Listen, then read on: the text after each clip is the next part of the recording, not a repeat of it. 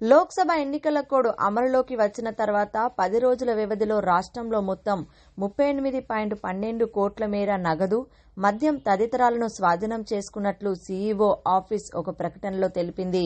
ఇందులో నగదు రూపంలో 9.10 కోట్లు స్వాధీనం కాగా, సుమారు 8.14 కోట్ల విలువైన 28 కిలోల బంగారం, వెండి ఆభరణాలు కూడా ఉన్నట్లు వివరించింది. సుమారు 13.66 కోట్ల విలువైన 4 లక్షల లీటర్ల మద్యాన్ని కూడా సీజ్ చేసినట్లు తెలిపింది.